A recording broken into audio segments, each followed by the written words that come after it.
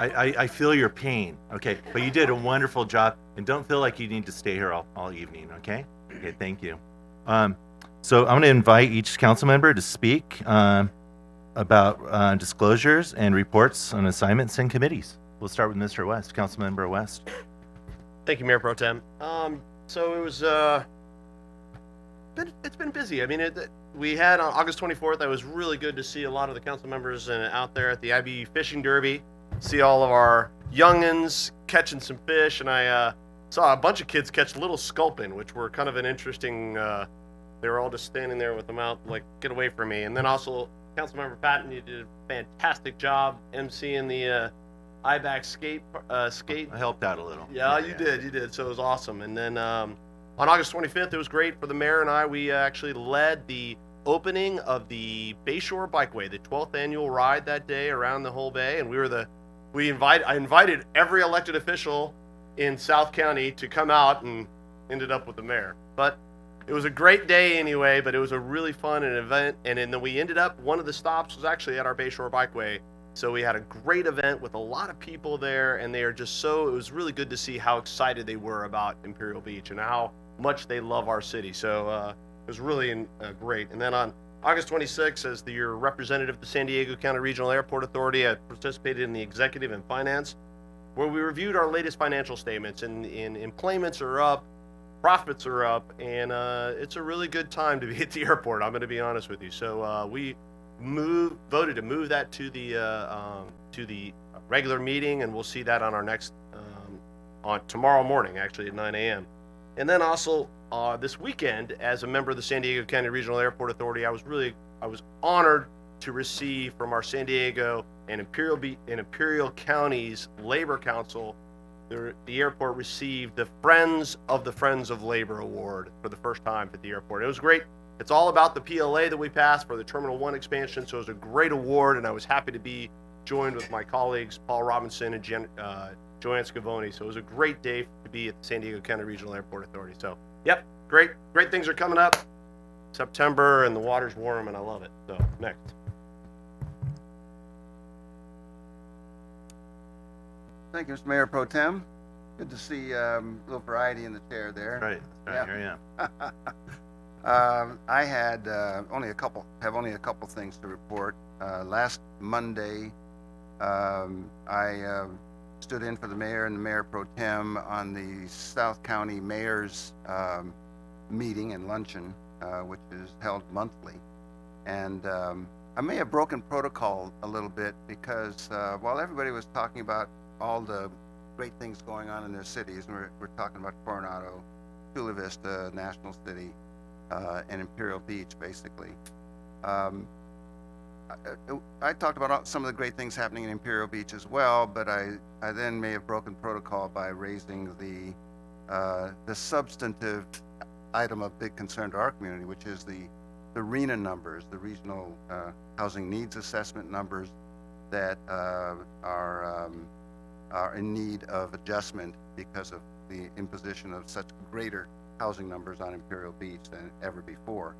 And that's happened with the other South County cities as well. So we had an interesting discussion. I don't think it was conclusive. It wasn't intended to be. It's not that kind of a meeting, but I'm optimistic that we might get help from some of the South County mayors anyway on our appeal to change the formula so that we don't get stuck with such a large housing development obligation in Imperial Beach. I also on Friday attended the grand opening and ribbon cutting hosted by the Chamber of Commerce of the Sandcastle Inn under new management, and it's just been renovated. It looks really great. The rooms inside look better than ever, and the outside looks good. And the new owners and managers are very enthusiastic about being in Imperial Beach and really want to be more part of the community, I think, than ever before. So that was encouraging. Good. Okay. Sounds good. Thank you, Mayor Pro Tem Patton. Good evening, everyone. So on August 26th, I participated in a meeting along with Mayor Dedina convened by the US EPA. We had Assistant Administrator Chad McIntosh. He's number 2 after Andrew Wheeler. visit us here in Imperial Beach, along with Region 9 Administrator Michael Stoker and a number of other elected officials in the region, to discuss the results of a study that was commissioned by the North American Development Bank. So what we really got into the discussion was, where is the funding going to come from for these projects that will hopefully help reduce the cross-border pollution that relates to the Tijuana River. I also raised the issue and the concern that the border wastewater infrastructure program continues to be zeroed out every single year, unfortunately, by our current administration, which includes EPA. So later this month, we will be traveling to DC and raising that issue again, because it's thanks to our congressional delegation, Congressman Peters, Congressman Vargas, Congressman Levin, and Davis, who have led this effort along with Senator Feinstein to not only increase it to 15, but to $30 million. And that money is critical for us to improve the wastewater infrastructure and reduce cross-border sewage spills. And then on August 28th, I met with the incoming Secretary of Economy for the city of Tijuana. He is just very interested in reaching out and collaborating with the city of Imperial Beach. And he had an array of topics, including safety and tourism and our cross-border, interdependent economy.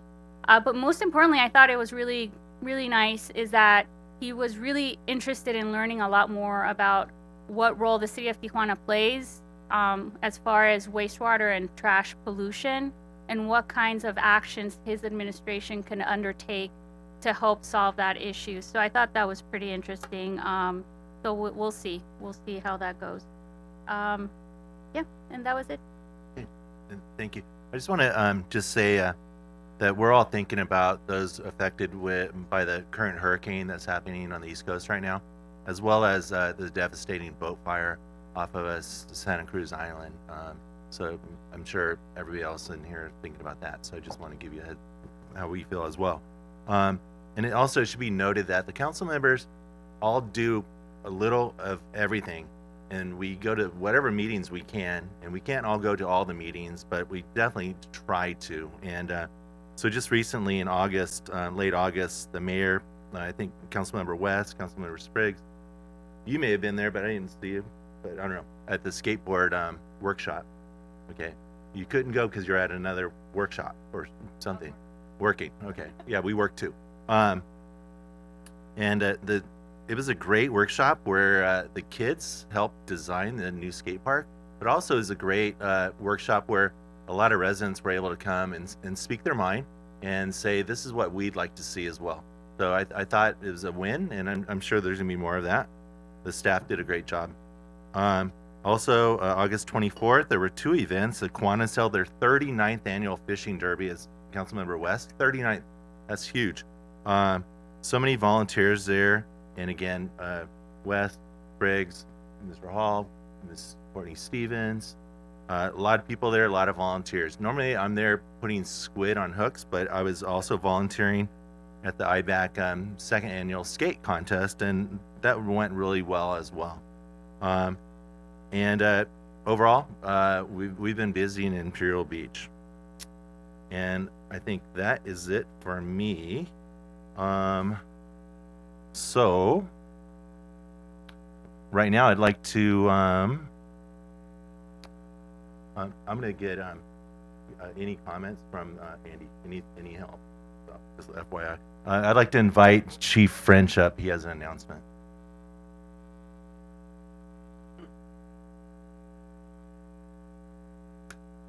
Mayor Pro Tem, City Council, City staff, and all the community here.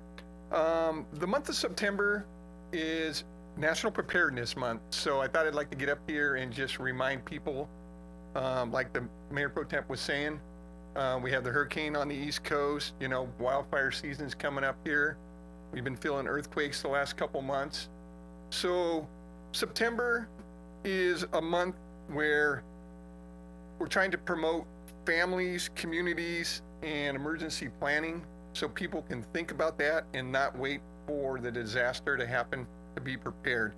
So the theme for this month and this year is prepared, not scared. So what I'd like to recommend everybody do, if you're not prepared for a disaster, is go to ready.gov and look at what they have for this month's themes. And each week they have a different theme. So for the first week, it's save early for disaster cost. The second week is make a plan to prepare for disasters. Third one, teach youth to prepare for disasters. And then the fourth one, get involved in your community preparedness.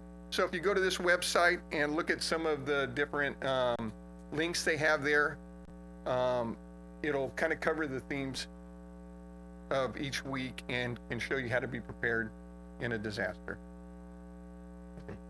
Any questions or comments? Thank you, Chief. Thank you. And Madam Clerk, do you have any additional speaker slips? Any additional? No, I do not. Okay, thank you. So I'd like to call up, each speaker has 3 minutes. So I'd like to call up Eric Syverson.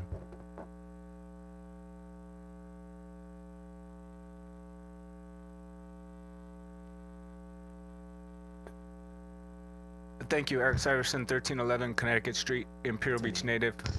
I'd first like to thank the Imperial Beach Sheriff and Public Safety. It has been difficult living in my neighborhood for the last few months. They were out there again today, yesterday, and all weekend. It's been an issue. They know what I'm talking about. It's been an issue that started in June, but I'd just like to thank them because it's an ongoing issue. Mr. Hall, I believe, also knows what I'm discussing.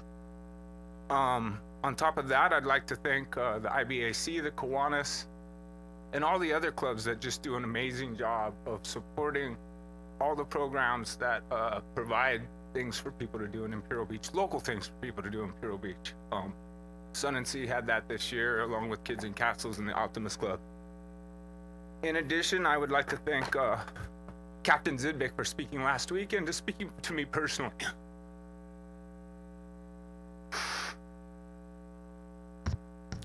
I apologize. He made me think of my father, whose birthday was recently.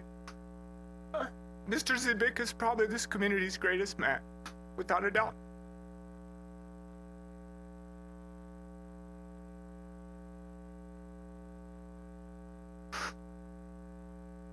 I just want to thank Bill for making me come to my senses. Thank you. Next up, I'd like to call up former council member Pat Bilbray.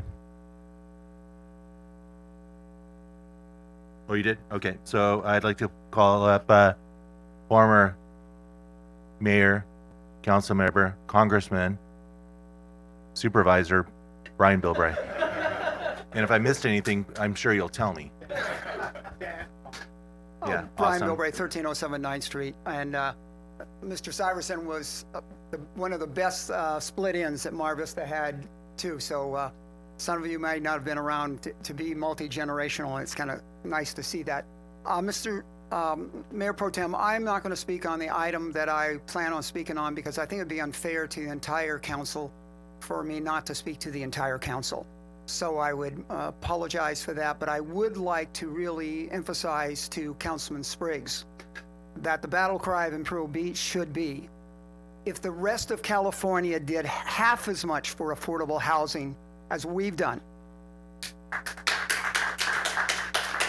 there would not be a housing crisis. And the fact is, I think we can fairly say to our colleagues in the South Bay, if the rest of the state had done half of what the South Bay has done for affordable housing. And I am not speaking without a little background on that because we were confronted with that and we built the senior housing and that fulfilled it. So I don't think that we should be apologetic. Those with the least have done the most on so many issues, and this is one of those issues. And please, I appreciate the fact that so often these political gatherings become social events instead of working meetings. And thank you for being the burr under the saddle. I need to apologize to you because, frankly, that is what we need more of. So seriously, those of you that have not watched this community grow and where this community's come from and has been able to enjoy the products of years and years and decades of hard work, I think the Mayor Pro Tem can let you in on it.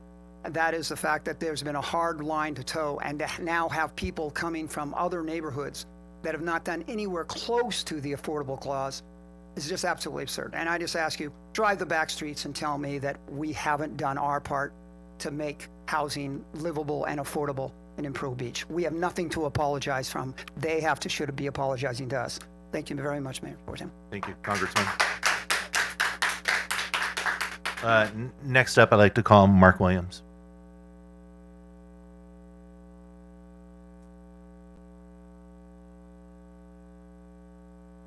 Good afternoon. I'm not a professional speaker such as Mr. Bill Reyes. My name is Mark Williams. I live over on 8th Street by the Bay. And the three issues I want to talk about are quality of life issues for Imperial Beach. The first one deals with the camping that we're finding that's going on Cala and other streets. I've been pursued by these homeless guys in the past when I'm out walking. It's made walking undesirable in town. I will tell you that the Forest Service does a fantastic job, or whoever it is, of keeping the homeless out of the bay. Coronado doesn't seem to have much of an issue. We need non-camping in the city right-of-ways. To that, I have a second thing I'll bring up in a little bit. The second thing comes up with the Sandar coming back and saying we need the housing. We've done our part. We've told, our line for the affordable housing. And I'm really offended that somebody who doesn't live in this community is going to come say you have to do this. There's a legal term I like to use. It's called pound sand, and I think that fits very well here.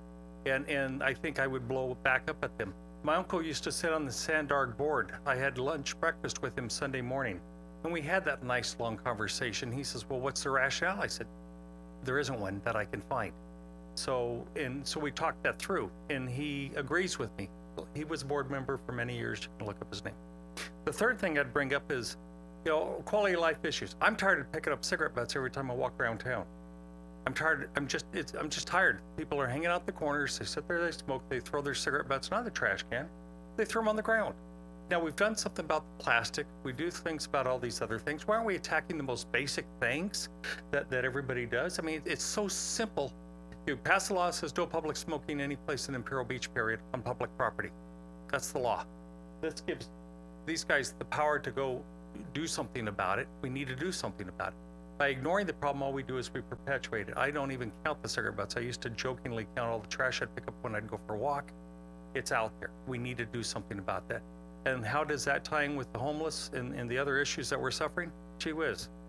You look around on the ground around these folks. What are they? You walk past Burger King, there's a phone box transformer out there. What do you find? Tons of cigarettes. You walk past the liquor stores. What do you find? Tons of cigarettes. What else do you find? Urine on the sidewalk and everything else. These are quality of life issues that we can resolve and solve. 13th Street, you walk past the phone company. It stinks to high heaven over there. Tons of trash every day at that corner, just tons. Why aren't we addressing the most basic things? And we can. That's where it's at. Homeless issue is not a problem of housing cost. Homeless issue is a choice of life of doing drugs and alcohol and other abuses. Call it what it is. Thank you. Thank you. Mr. Williams, 3 items in 3 minutes. That's pretty impressive. Next up, I'd like to call up Marcus Boyd.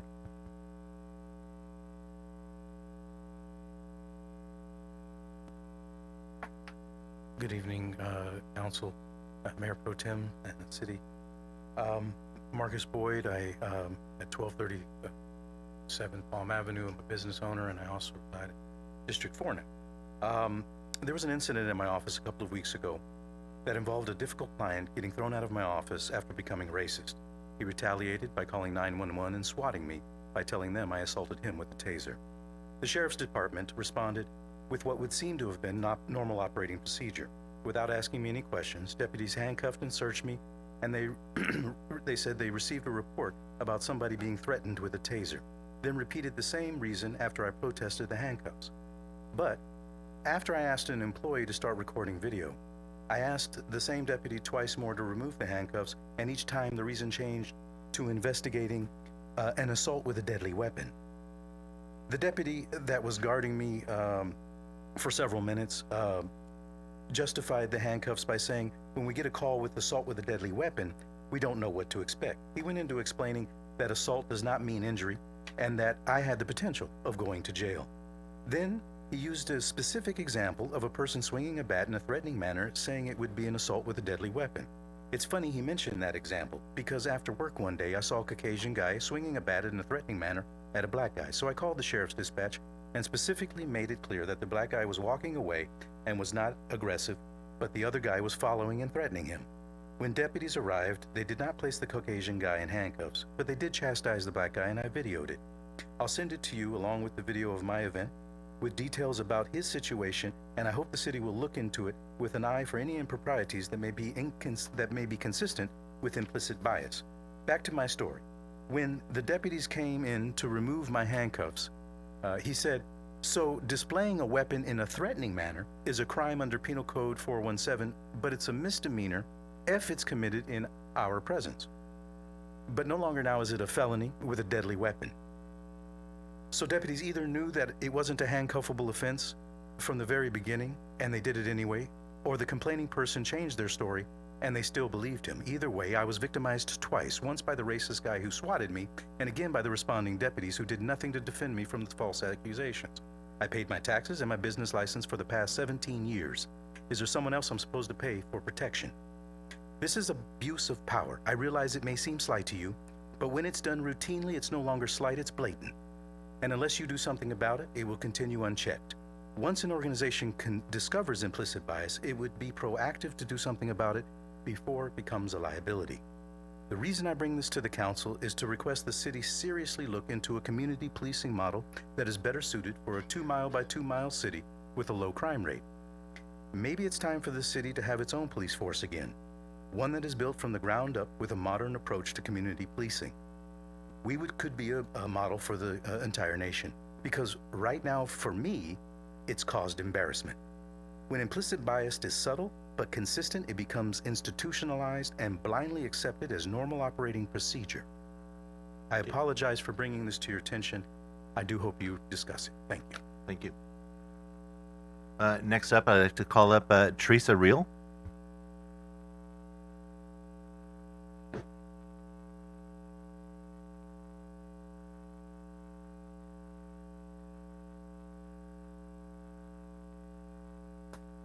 Mayor Pro Tem, City Council staff.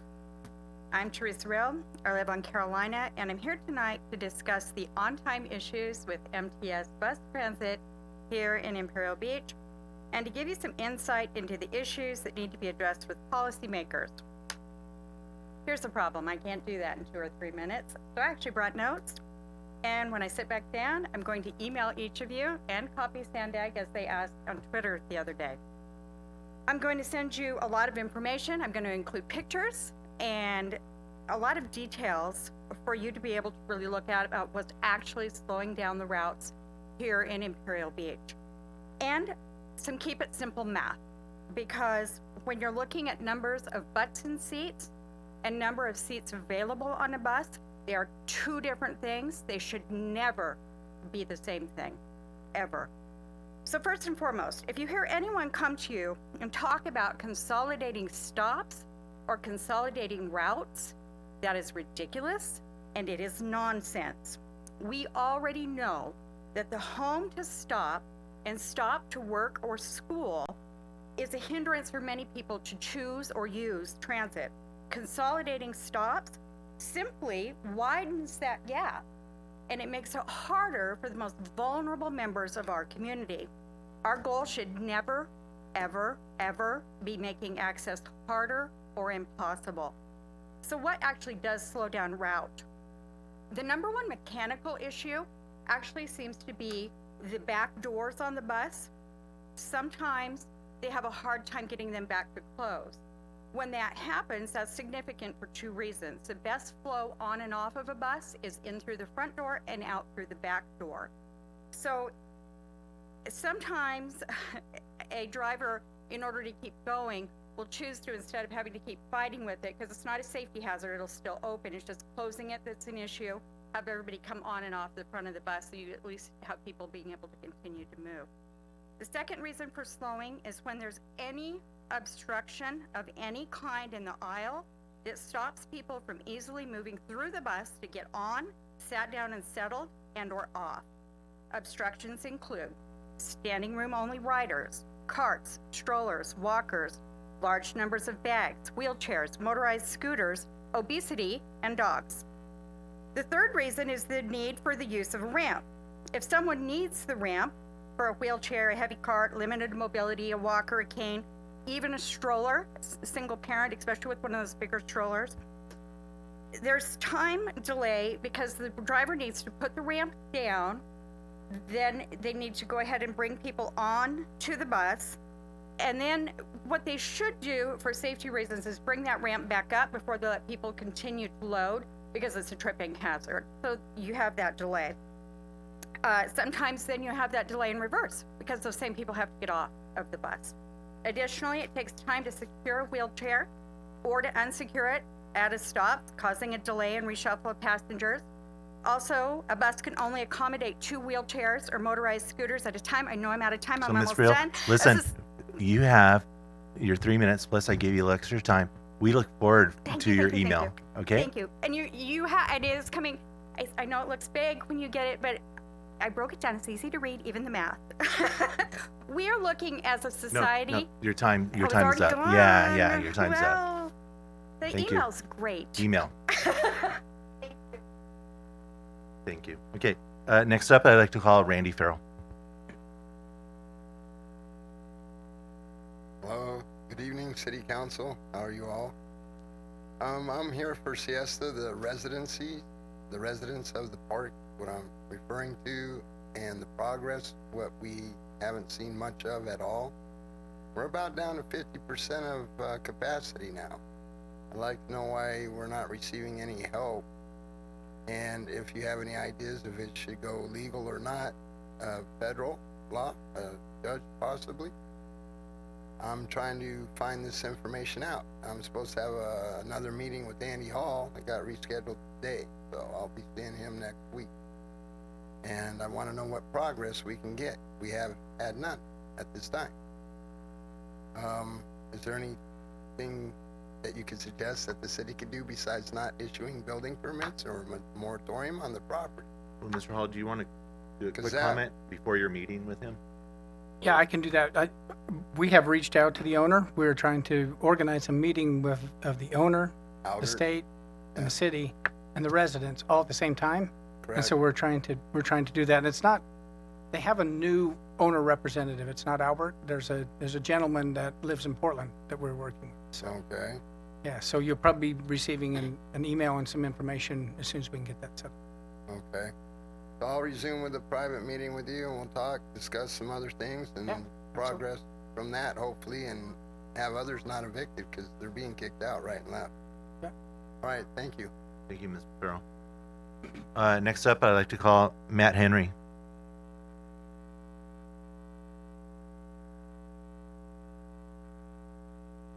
Hello, everyone.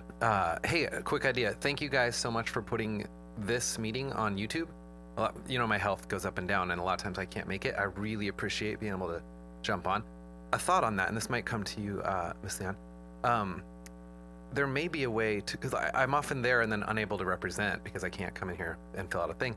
I wonder if we could register YouTube usernames to addresses or find some way that is secure that we could have a way to comment in or send in something. Maybe there's an email or some way that I don't know, but it'd be awesome to have a way to kind of like, oh, that's something that matters to me, but I can't come tonight and I'm watching live or whatever. That'd just be cool. We did the iBack skate contest. I just wanted to say thank you because I saw so much representatives from the city. I mean, you guys all kind of stopped in and out, and I know it was a busy day. There was stuff all over the city, so thank you guys so much for doing that. Okay, I mentioned this to Mark and Serge not too long ago, but jaywalking between 13th and like probably 15th, wherever the on Ivy Boulevard I'm talking about. I mentioned it because I'm so concerned, especially as the sun kind of changes. People run across from the apartment complex to the gas station, all sorts of reasons that I'm sure are very legitimate. It scares me, and we did just have someone get hit, and I had mentioned it a couple months ago. I don't know what we can do, if we need to add more crosswalks, if it's an infrastructure thing, or maybe just post up some, I hate to do this, but like, there was a great story about whoever the mayor of New York is, that's awesome, but he started like changing the whole city by jaywalking tickets. I don't really want to do that, but if we could post somebody up and do something, I'm really worried someone's gonna get hurt, and then someone did. So just something that I'm concerned about. The 1,300 units from Sandag, I don't want that. I think that's probably what everybody thinks, but please advocate for us. I know that wasn't our decision, meaning IB's decision, but as IB, let's please, like, we're a very small postage stamp of a place, so you can't just put a rule on everybody and assume we will do it or be able to.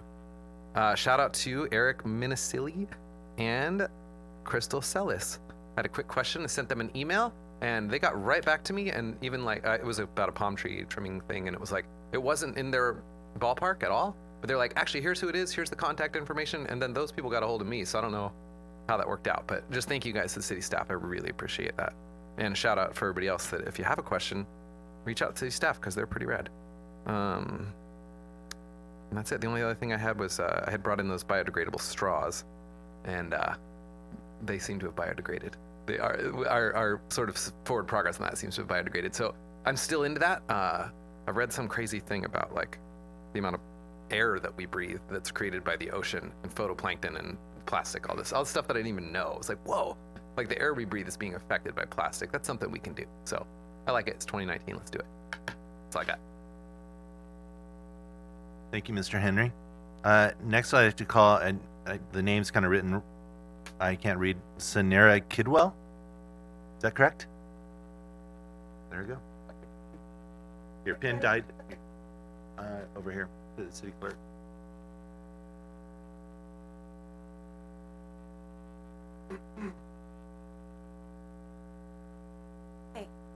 I'm here on behalf of the Association of Cannabis Professionals regarding the initiative that staff is currently working on the impact report for.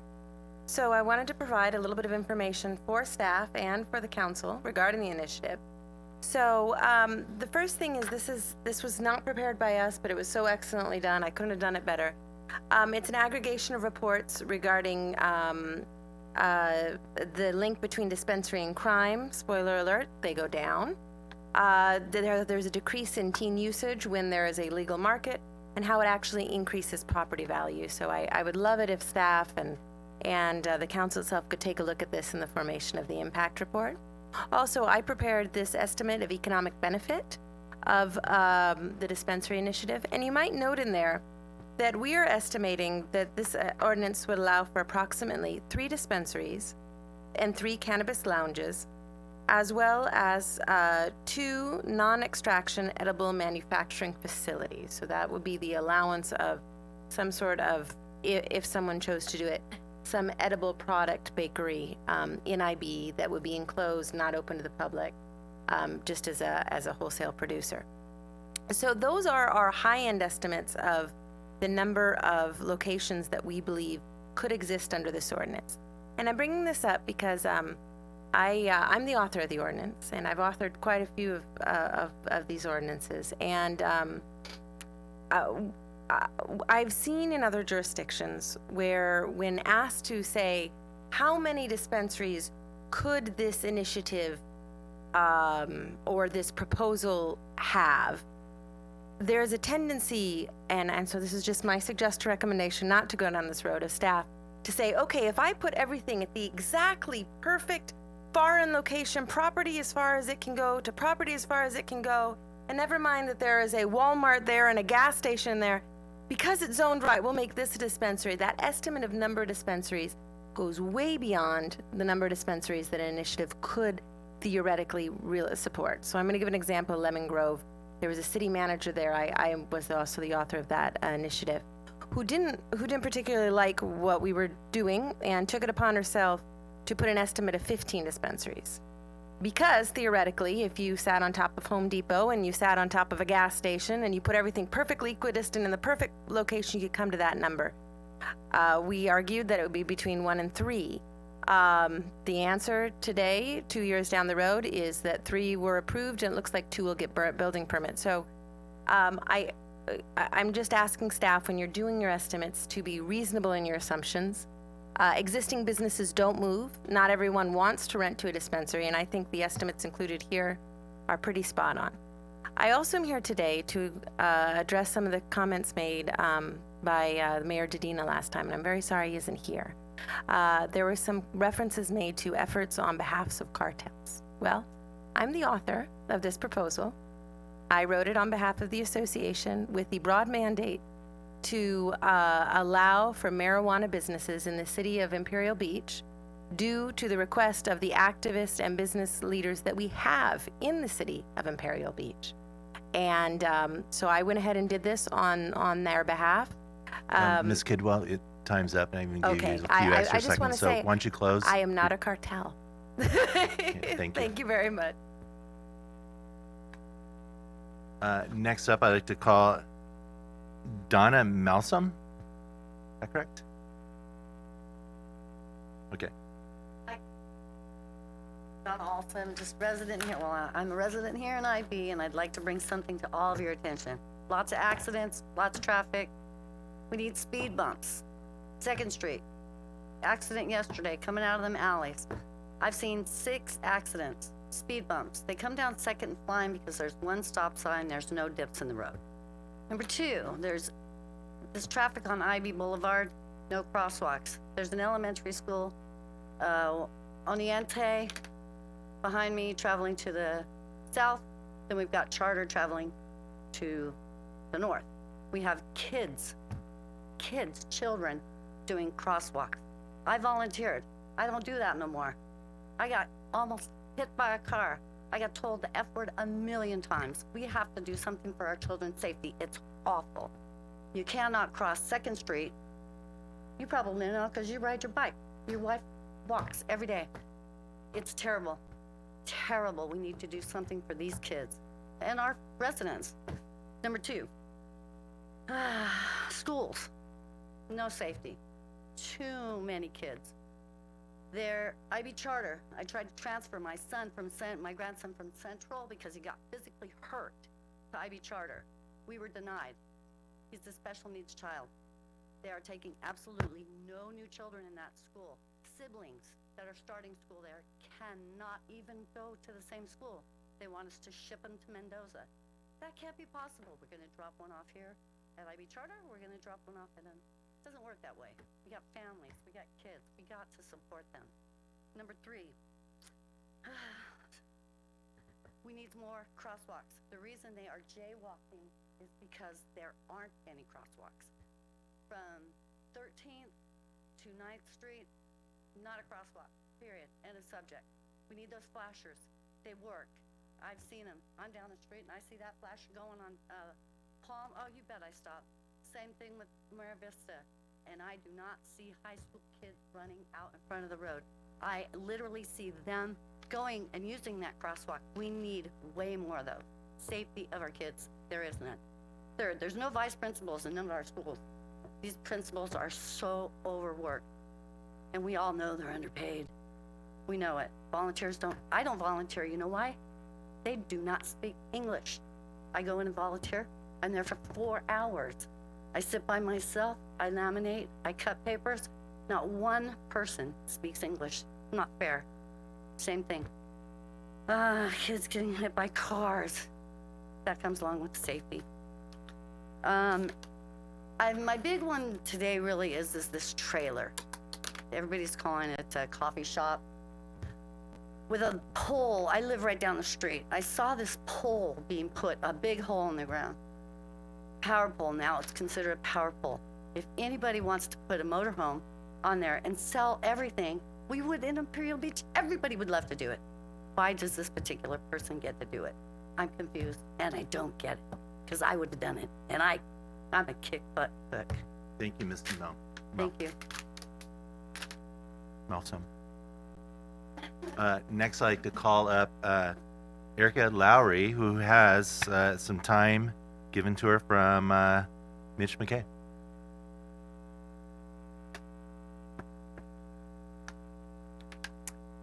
I have notes here, but I just want to take a moment and say thank you,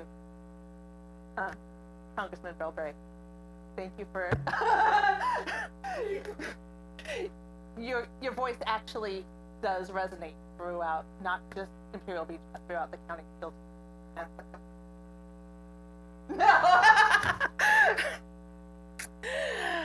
My name's Erica Lowry. For those of you who don't know me, I'm at 740 Oneonta Avenue. Council, staff, members of the public, I come before you today to show our community's support of insisting that Sandag reevaluate the Regional Housing Needs Assessment. Now, I took a page out of Mayor Richard Bailey's playbook and created an online petition. In less than 24 hours, it had reached over 100 signatures. In less than 2 days, it was over 200. The outreach just on Facebook was immense. People I don't know were sharing it. People on each side of the proverbial aisle were on the same side regarding this one issue, which is practically unheard of for the city. It is probably one of the few things that nearly everyone can agree on. And the guts of the online petition is this. First, we want Sandag to reevaluate the regional housing needs equitably around San Diego County. We understand that there will be some impact in Imperial Beach, but what is currently being asked for us is not just impractical, but it would greatly diminish our quality of life and our standard of living here in Imperial Beach. There will be impact on our schools. There will be impact on our roads and infrastructures. There will be impact on our public services, and each of these is a negative impact. We support the mayor and council in their efforts to change the methodology of Sandag's Regional Housing Needs Assessment. Thank you, Councilmember Spriggs, for bringing this up at the regional meeting. We understand that we will not be able to reach the goal that Sandag has heavy-handedly impressed on Imperial Beach within the time frame due to additional red tape that might be necessary, such as our favorite people, the California Coastal Commission. We enjoy the small town feel of Imperial Beach and realize that there is nowhere that we really can grow other than upwards. Like I said, there's great support for this, and I encourage you as our city leaders to listen to our constituents. Today, as of this afternoon, our signature count was over 360 signatures. That is individuals who want to keep Imperial Beach in its current classic Southern California atmosphere. I have a file showing all who have signed the petition, and I will forward it to you for your review. I also have the comments that I printed out and brought with me. I hope that you present these names to Sandag on Friday. Many of the names you will see on the petition cannot make it to this meeting because we are a working community.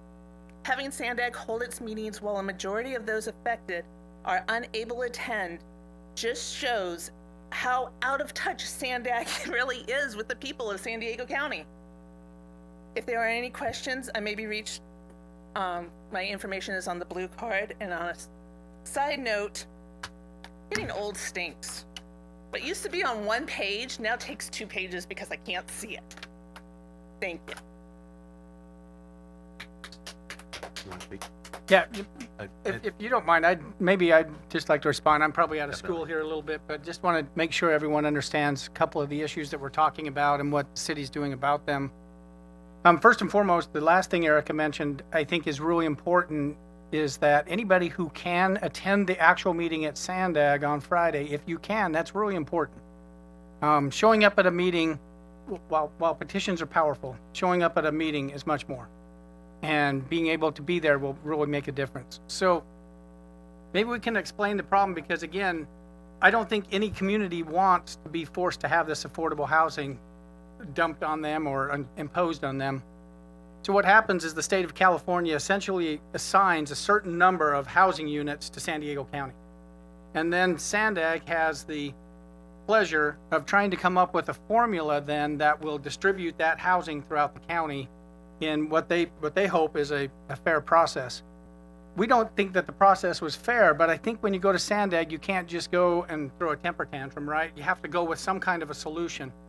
And so what really I think changed the dialogue for the city of Imperial Beach and is that when the process first started, there was a distribution of these housing units. At least a portion of the formula was to distribute these housing units based on bus stops being available for transit. And throughout the county, there was about 1,150 bus stops that were throughout the county. Now, of course, a lot of people didn't like having that imposed on them, and so the somewhere in the middle of the process, that formula was changed that, well, wait, it's not all bus stops. it's only bus stops where there are actually two buses that intersect. There are two head-end buses that intersect. Those will be the only ones that count. Well, that took that number from about 1,150 down to about 140. And all but 5 of those 140 are south of Interstate 8. And they are only in 4 communities. City of Imperial Beach, sorry if I'm getting emotional, but I'm going to. City of Imperial Beach, City of National City, City of Chula Vista, and San Diego. We're the only 4 cities, and the City of Imperial Beach went from 591, which in and of itself is probably unattainable, to 1,375 by that change. So what the message probably needs to be to Sandag, and that we're going to ask Councilman West to deliver in behalf of the city, is why did that formula change when it was a much more equitable distribution of affordable housing throughout the county to now have all of that housing concentrated south of Interstate 8, and our numbers go from, again, unattainable 600 to 1,375. But again, I think that is maybe the ask. But again, I think that what really moves the needle, because remember, we're outvoted now. There's 18 jurisdictions in the county, and 4 are getting them. It doesn't take a lot of math to say that vote's going to be 14-4, right? So what really is going to have to move the needle is if you start to really think about what's happening here, despite whatever the effort was to come up with these are well-intentioned people. I'm not trying to demonize the staff at Sandag or the committee that put this together. I think that they were well-intentioned, and they tried to use things like jobs and transit and those kinds of things to assign RENA numbers throughout the county, right? And that makes a lot of sense.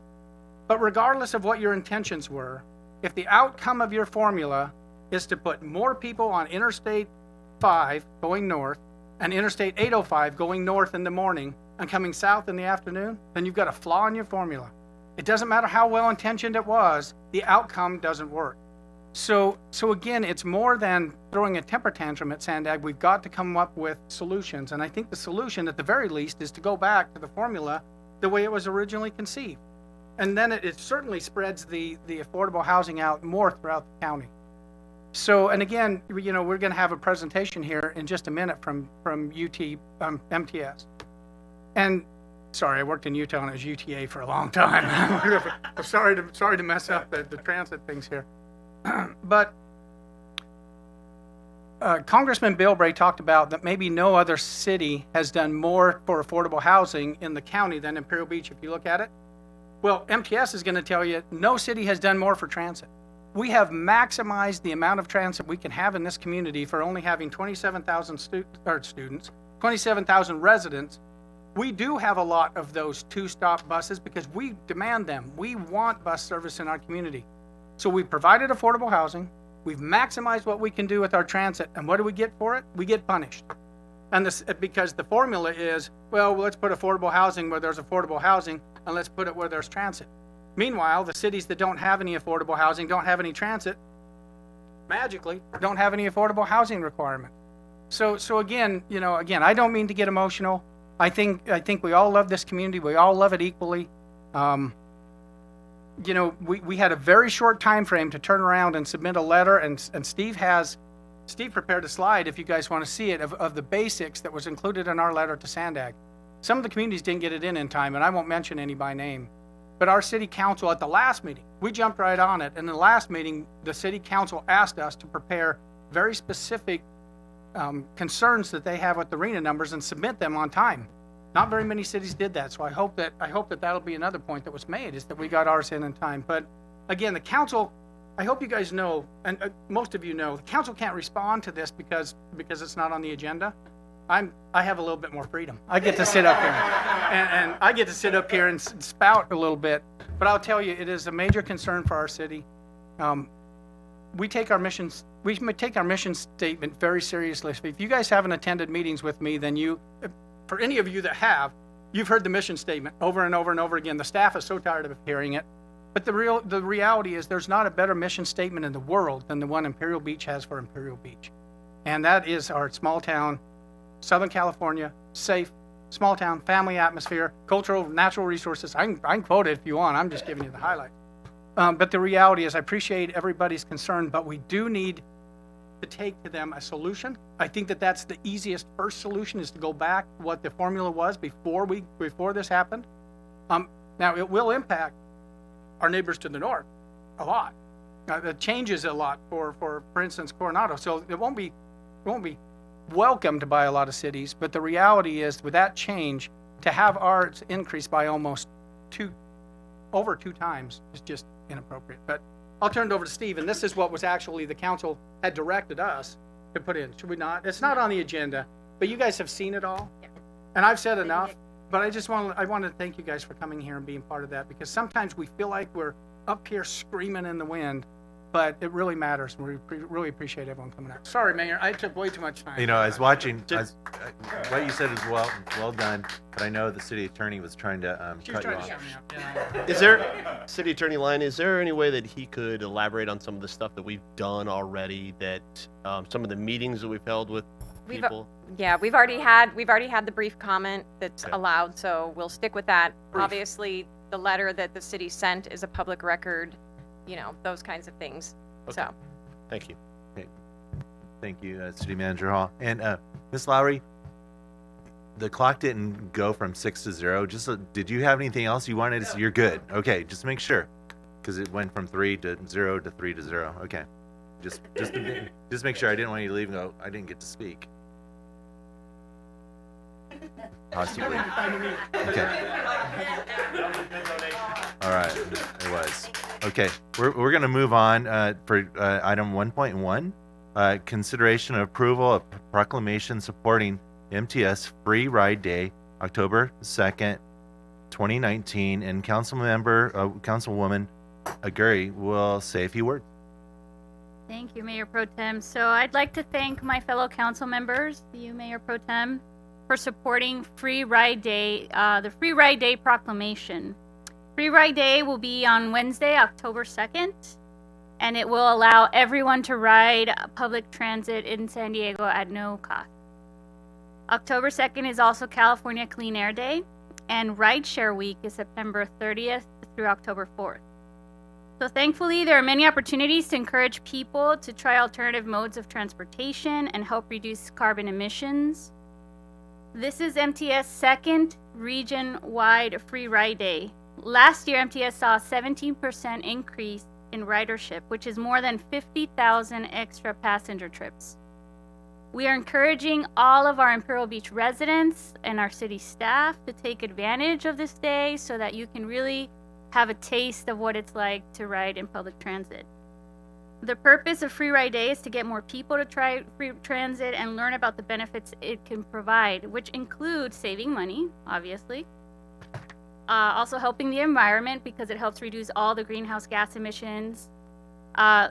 In fact, taking transit instead of a car 2 days a week reduces greenhouse gas emissions by 2,000 pounds per year per vehicle. Taking your commute back, taking transit instead of driving also gives you the freedom to read on your commute, to listen to music, to answer your emails, and to coordinate your schedules. So it's a great advantage. So again, I'd like to thank Mayor Pro Tem and my fellow council members for their support in this proclamation. It demonstrates that we're committed to encouraging residents to better understand all the benefits public transit can offer.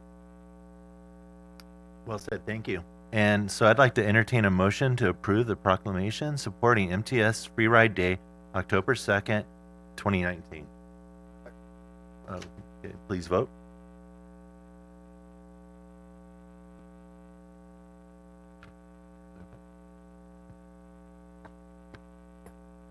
Mr. Mayor, can we have an oral vote, please? All those in favor, please say aye. Aye. Any opposed? Motion carried unanimously by those present, Dedina absent. Okay, thank you. Did I break it already? Oh, okay, my first time. Okay. Mayor, so can I, Yes. if I may? Yes. I'd like to invite Mr. Rob Shoup up for accepting the proclamation.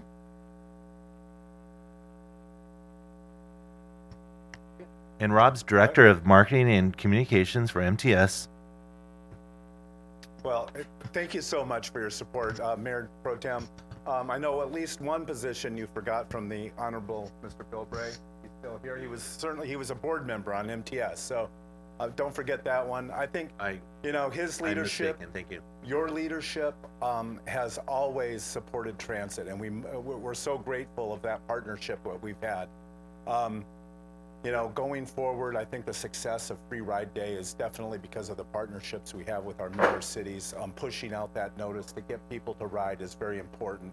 As Councilmember Aguirre said last year, just on one day alone on Free Ride Day, we had 50,000 extra riders. That's 350 compared to 300,000 the year before. So it's a great day to get people excited about transit, to explore the benefits. And it was witnessed here tonight. You have impassioned riders that are so important to us, and we really appreciate all the work you do to support MPs. Thank you.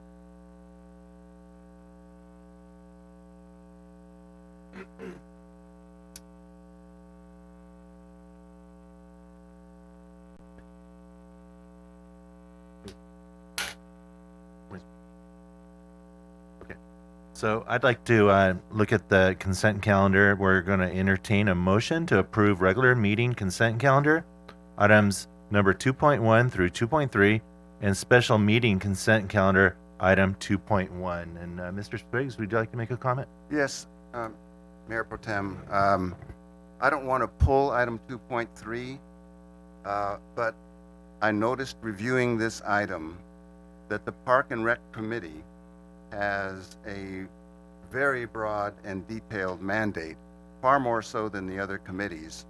And it made me think that we don't really hear from our carefully appointed, individually approved committee members, much less the chairs, very often. And but when it comes to Park and Rec particularly, we have a lot invested in Park and Rec. Our arrangement with the Boys and Girls Club, the fact that we don't have a Park and Rec department, we depend on that committee to really be a voice of the community, and we're not really taking full advantage of that. We rarely, if ever, hear from the Park and Rec Committee. So I would just like us to put an item on the agenda in the future to review the content of each of our appointed committees and what our expectations are, and just go back over that and think through, are we really getting, we want citizen participation, we get citizens on these boards, and then we really don't provide a forum to hear from them. So I think we ought to, this deserves an agenda item. Mr. West. Yeah, I just wanted to add in, Councilmember Spriggs, I actually mentioned this to City Manager Hall before, that I would like to have the heads of our, the chairs of all of our subcommittees come and talk to us on a quarterly basis to give us an idea. I mean, I think there's so much development that we're seeing in our community. It's really important to be up on top of it, and it's to see their perspective is really important as well. So I'd really like to include that as well. Okay, noted. Yep. And so we'll entertain a motion. Second. Second. Please vote.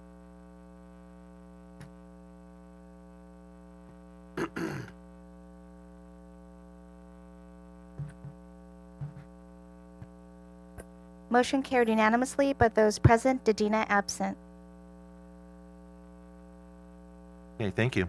Now we're going to move on to item 3.1, and we're going to introduce the introduction and first reading of ordinance number 2019-1186, adding chapter 12.50 to the City of Imperial Beach Municipal Code related to the use of public property.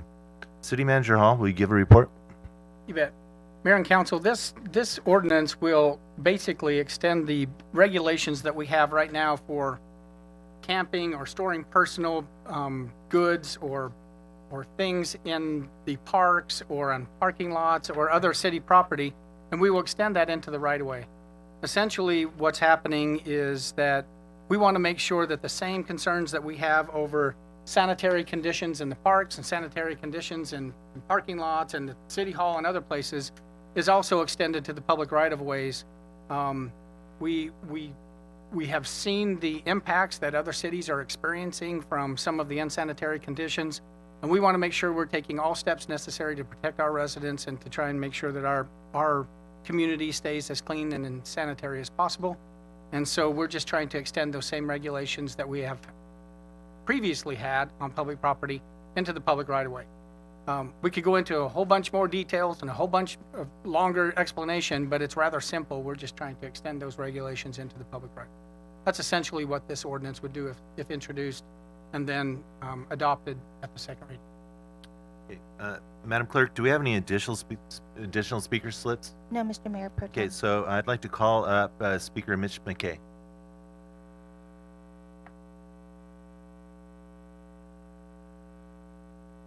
Good evening, Mayor Pro Tem, council members, and city staff.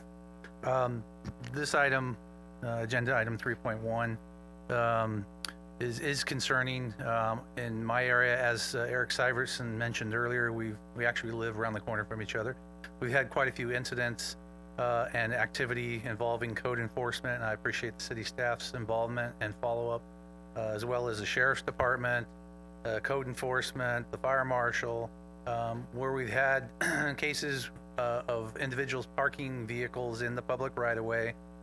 Those vehicles either were non-operable or in otherwise not a condition to be driven or moved within the regulation of requirement of 72 hours. So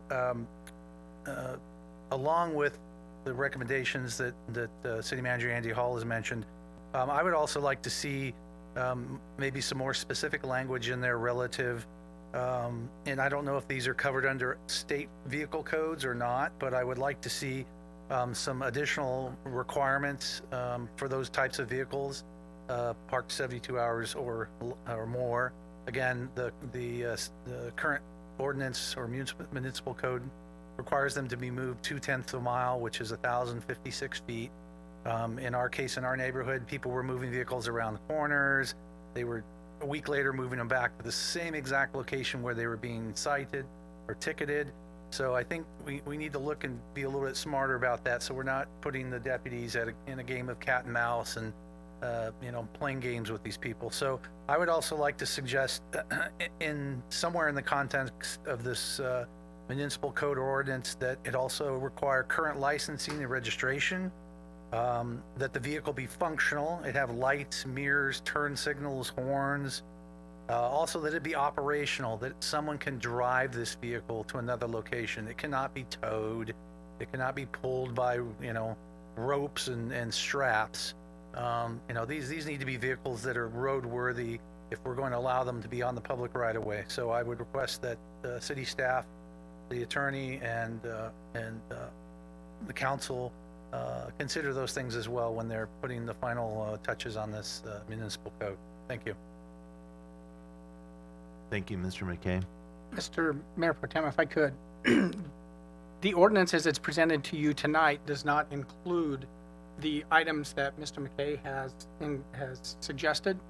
So if we're going to introduce the ordinance tonight, we would probably need to delay that till the next meeting or get direction from the city council to bring back some other revisions to our municipal code that would address those concerns at a future date. So just wanted to make sure you understood that Yeah, not included in this the ordinance tonight. is not related to vehicles. Vehicles is dealt with in another part of the municipal code as well as state law. This is just related to personal property, camping, etc. But if so directed, it's not on the street. if so directed, we could bring something back. So we could, Mike? Yeah.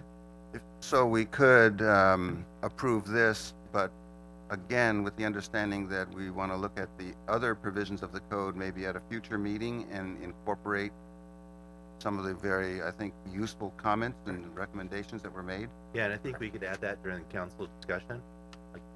Oh, perfect. Okay. Yeah. Perfect. Do we have any more speaker slips? I saw a few come up. None? Okay, so the comment period is now closed. It's time now for council discussion. And Mr. Spriggs, you're up. Well, I just would repeat exactly what I said Yeah, yeah. verbatim. I'll just play it back. I think that we could either tinker around with this ordinance, which would then be amending two different parts of the code, and delay it.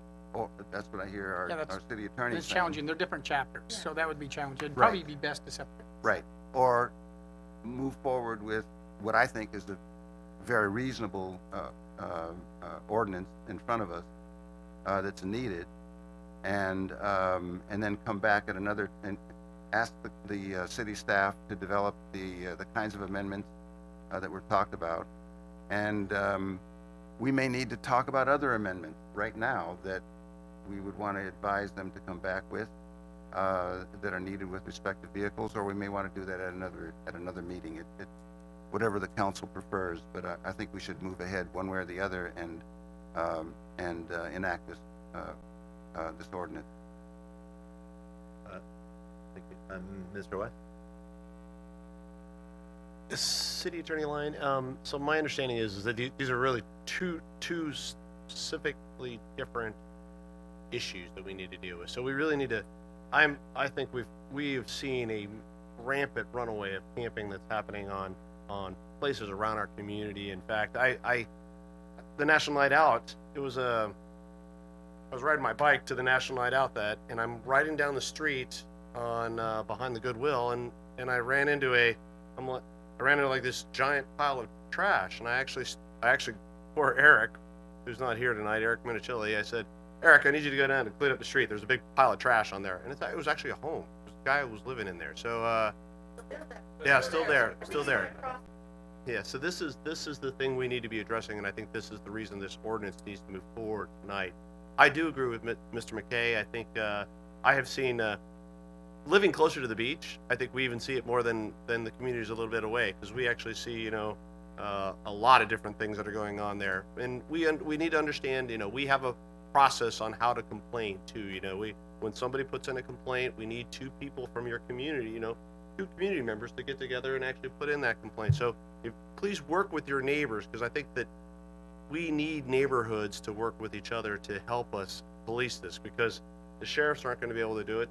He's out there every day trying to do that stuff, but we need community members to help us as well, because we'll be better when we're all working together to get these things done. So I am wanting to move forward with this camping ordinance, and I think that there are street ends all over the beach that need help right now, and this will definitely help it. But and I would ask the staff to look at all of the ordinances that go with vehicles and come back to us with some recommendations, because I think that the things that Mr. McKay is actually saying are very valid, but I think there's actually more to it than just, I think there's more things we can look at, because I think we haven't updated that ordinance in a long time. So that's what thank you. Councilmember Yuri? Yes, so I just think I really I'm supportive of this ordinance. I think it's smart governance.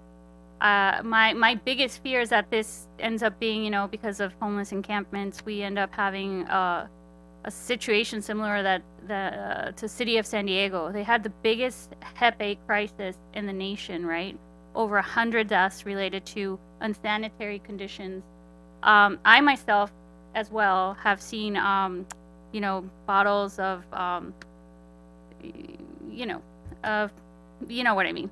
So yes, yeah, I don't need to give details, but it's very concerning, right? I mean, it's super concerning.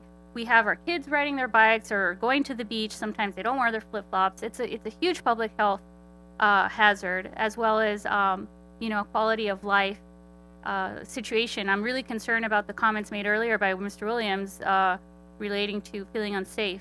So this is a small town community that is all about being family friendly and safe. And this is, I think, just tying the knot and closing those loops that we really should have done a while ago. So definitely supportive of the measure.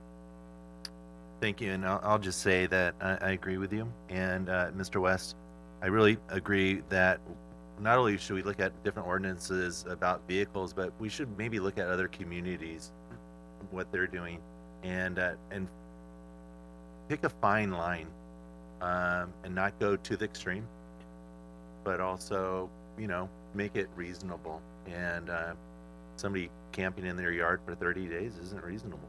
So we could move there. So, one more thing. Yeah, go ahead. City Manager Hall, also one of the things that was brought up by Mr. Williams is really the cigarette butt problems, and I've been trying to drive that home about our community getting the working with I Love It Clean San Diego or Surfrider, or to get the ash cans installed throughout our communities. And those are they're an easy win that we can actually work with the. I don't want smoking, obviously. Yeah. We're working on it. Just so you know, we're also working on some ideas on getting rid of vaping, so we're protecting children too. So. Well, Yep. this is the first I've heard of that, but we'll jump right on it. No, I'm just kidding. No, you are. I've received about 20 emails. Yeah. Absolutely. We'll jump on it. Thank you. Thank you. So, City Clerk, you're going to read the title. Ordinance number 2019-1186, an ordinance of the City Council for the City of Imperial Beach, California, adding 12.50 to the City of Imperial Beach Municipal Code related to the use of public property. Thank you. So I'd like to entertain a motion to introduce ordinance 2019-1186, adding chapter 12.50 to the Imperial Beach Municipal Code. So moved. Please vote.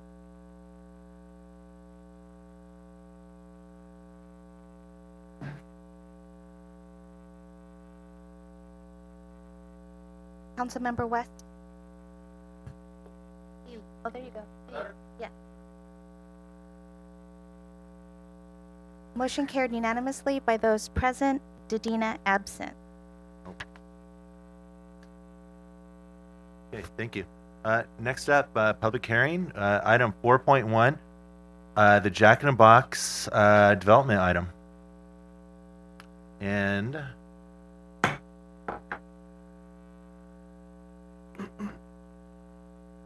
I'm going to declare the continued public hearing open. Assistant Director of Community Development, Foltz, will give a report.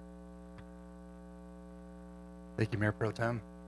Members of the council. So this is for the demolition of the existing Jack in the Box and construction of a new Jack in the Box at the same location. The property is located in the CMU1 General Commercial and Mixed Use Zone. And this is an aerial for the project site. It's part of a overall larger property, commercial complex, but the property itself for Jack in the Box is fairly small at the southeast corner of that project site. And this is the existing building, as you can see today, looking northeast at the front. This is the rear portion of the building, and then the side facing 9th Street. Property to the east is Union Bank. To the west is the shopping complex. To the north, Goodwill, Dollar Tree, etc. To the south is a grocery outlet and the other stores there. And this is the site plan for the proposed project today. As you can see, vehicular ingress and egress would locate off of Palm Avenue and also 9th Street. What this project would do, it would eliminate one of the existing curb cuts on Palm Avenue. And one of the driving forces for this project is the project currently only provides about 3 or 4 cars for queuing on with the existing building. So that led to some safety concerns because cars would back in not only within the shopping complex but also onto 9th Street. So when Jack in the Box came forward wanting to redesign the site, we had originally requested that the project locate as far south as possible along the street. But one of the driving forces again behind the project was to increase the queuing to reduce the amount of safety concerns along 9th Street and also allow for better business practice where their queuing could be larger. Following staff's presentation, the applicant has prepared a presentation to show you why the design or how they got to the design that they came up with today. So they'll show you the different iterations that they had and the queuing time showing that there should be no impacts with regards to the cars queuing into Highway 75. We also looked into that with our public safety and public works departments, and it's not anticipated due to the amount of the queuing area that cars would lend themselves to queue into Palm Avenue. Just for future reference, if for some reason there was a safety concern in the future, there is another curb cut to the west, so we could evaluate where curb cuts could locate in the future if for some reason there was a safety concern. With regards to parking, typically a project of this size, if it was just a standalone drive-through building, you would need 14 parking spaces. 6 parking spaces are provided today with this application. The reason that they're not providing the maximum amount of parking is because they have a shared parking agreement with that overall complex. So As it is today, the whole property has a substantial amount of parking, so they're in excess of parking of what's typically required. This is the floor plan. It's kind of confusing, but in general, this is the area where the customers would locate, and a substantial portion of it would be kitchen and cooling areas. The hours of operation are 6 to 12, similar to what it is today, and then the drive-through is 24/7. There's 45 employees total, and there'd be 8 at the highest shift. This is showing the landscaping for the site. 15% of the site needs to be landscaped, and they're proposing nearly 20%. They'd have various ornamental grass and succulents and shrubs. They're proposing 3 evergreen trees also. This is near the parking area, and this is along 9th Street. What is shown here is a mesh fence, which would provide some screening along Palm Avenue to provide some design interest, and also screen from the drive aisle that's located south of the building. And then this is the proposed building design. They're proposing fairly modern architecture. The building varies from 17 to 23 feet in height. Within the interior, there's a 15-foot floor-to-ceiling height, so they meet our building height requirements. There's a 30-foot building depth. There's a variety of materials such as cement plaster, porcelain, aluminum trim, corrugated wall panels, stone veneer. They also have a stone wall that's located south of the property and also wraps around on 9th Street. And there's also a raised pedestrian paver walkway, hopefully encouraging pedestrian traffic off of Palm Avenue, and also to show that pedestrians will be walking in this area. And these are the various elevations for the site: west, south, east, and north. So the design review board reviewed the project, and they recommended approval with a 4-0 vote with the following recommendations: that this living green wall landscape lattice become a condition of approval, that the applicant expand the pedestrian walkway, that a materials board be provided, and there are some materials that are on the desk back there, so you could see an example of the rock that they're proposing and the roof. Also, that there's that they consider a mural on the eastern elevation, somewhat similar to what the business across the street is proposing, which Jack in the Box said they're willing to consider that as part of the project. That they consider a lighter shade of stone, that they provide evergreen trees, and that drought-tolerant plants be provided throughout the project. All of these were incorporated into the project, so they expanded the walkway, they raised it so that cars will know pedestrians are there. They're willing to do the mural. They changed the plant species based on the recommendations from the design review board, so they incorporated all of their recommendations. So this is just showing the example from the existing project as it is today, and then the proposed project as they're proposing to build it. So with that, staff recommends to adopt the resolution approving the project, which would demolish the existing building and construct a new Jack in the Box. City Council can also provide modifications. You could disapprove the project with findings that are also provided within Resolution 2019-8069 if necessary. And you could also continue the public hearing to a future meeting date. But again, after this, the applicant does have some information to share if the council is willing to hear it. Sure. Thank you, Mr. Fultz. So, Madam Clerk, do you have any additional speaker slips? So after the speaker slips, do you want the applicant to come up, or do you want it? You might want to hear. You might ask. Okay, so after the speaker slips, we'll have the applicant come up. Yeah. Okay, applicant, come on up. And here's the sample of the roof. Is that the roof?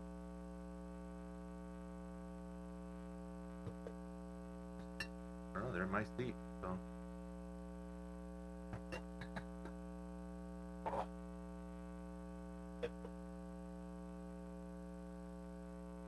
Very good. How long do you want me to hold this? Okay. As long as you need.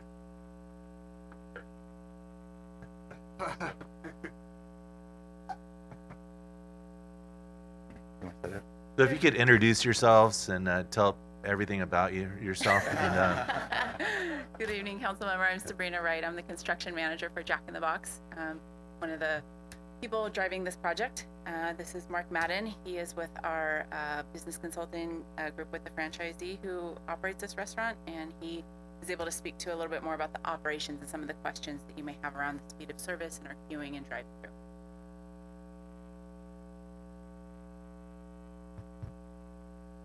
So I'll actually talk quickly through the sides. I'm not sure if we're on a time frame as others are, but I certainly want to be cognizant of your time.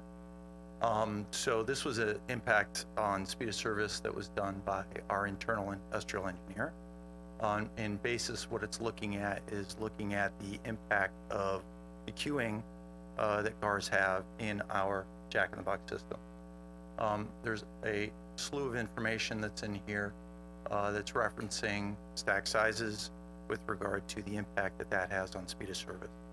In essence, what we're trying to show here is that the gray line is restaurants starting with a 4-car stack, which is currently what this particular restaurant has, and indicating as you increase a car stack, you drop the speed of service.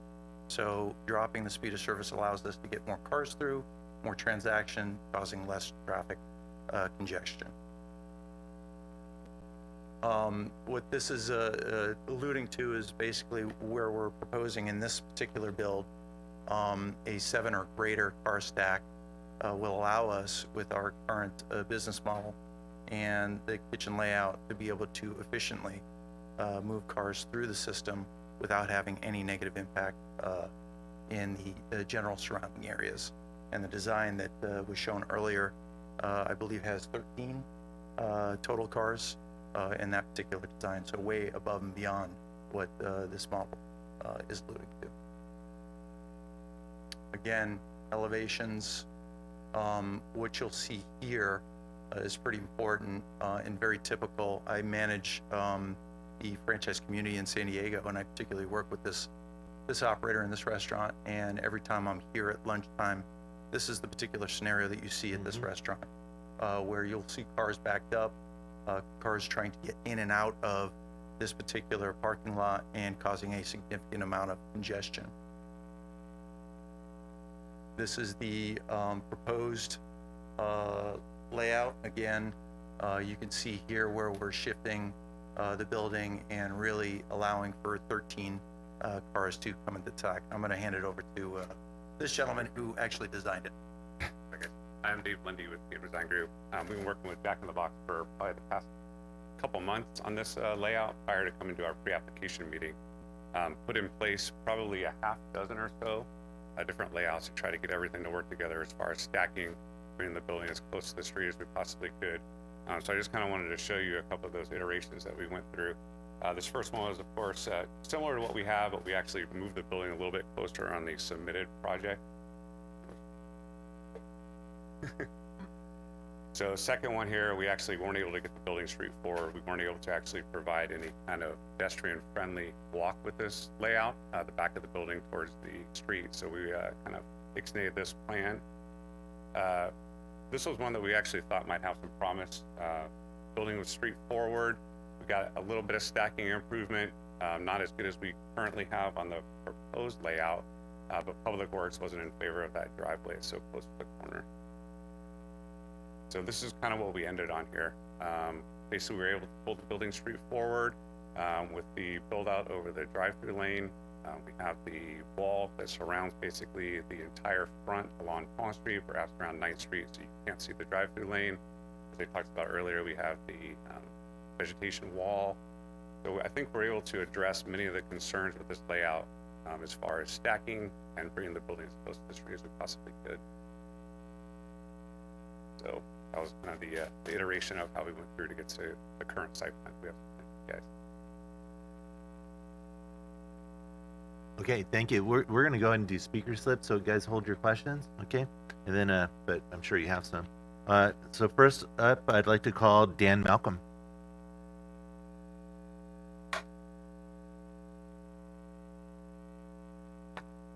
And I would go over all your titles, but we don't have time. I'm just community resident here tonight. Mayor Pro Tem.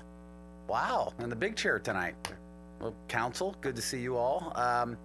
I'm here representing the property owner, and I wanted to give a little bit of color to how we got here.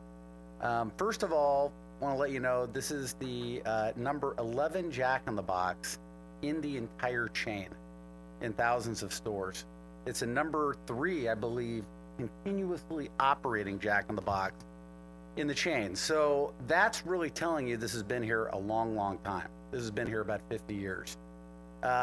We have been working with Jack in the Box, the property owners, for about 18 months. Our first meeting, actually, you'll recall, Sabrina, was February of 2018. Now, why are we here?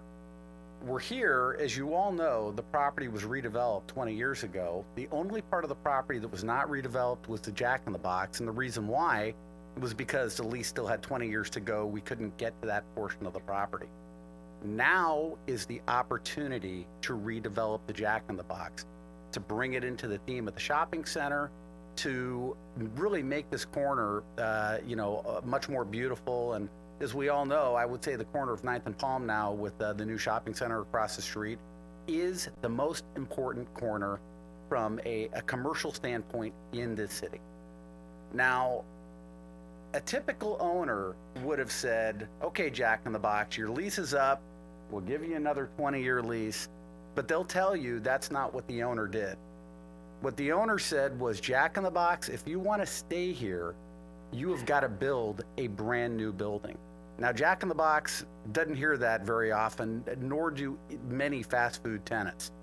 But as a condition for them staying here, they had to build a new building, invest $1.5 million in this community, make that corner something that looks a lot better than it does now. Now, having worked with this property a long time, I will tell you, and you can see it on here, there are many, many constraints. There are physical constraints. The legal parcel is only 12,000 square feet. It's an odd shape. There are also legal contractual constraints. Now, is the individual that brought CVS to our community 20 years ago and negotiated that lease, I can tell you I've got more than a passing knowledge of that lease. And the fact of the matter is that the property owner cannot go anywhere outside of the bounds of the legal limit of the Jack in the Box property. We can't affect any parking. We can't affect any curb cuts. We cannot touch the asphalt outside of that area. As a result, what you saw were very many iterations until we got to the iteration that worked, that CVS would actually approve. Unfortunately, CVS is not going to allow a building right up on the corner. That's going to block their view from the street. When CVS agreed to do this deal 20 years ago, their view shed was extremely important to them. So much so that they had rules on where the building could be, how tall the building could be, so they effectively, put us in a box, what this building can look like. The bottom line is this a perfect site plan?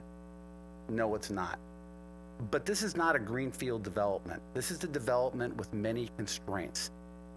We aren't operating in a perfect world. What we're doing is we're trying to operate to get something there that's better than what's there now.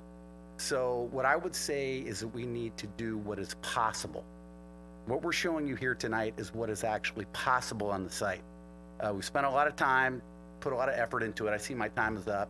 Thank you, Mr. Malcolm. Yep, thank you. Next up, I'd like to call Bob Miller. Deputy Mayor, council members, Bob Miller, 1167 5th Street. That tile you had, the roof tile there, what is that?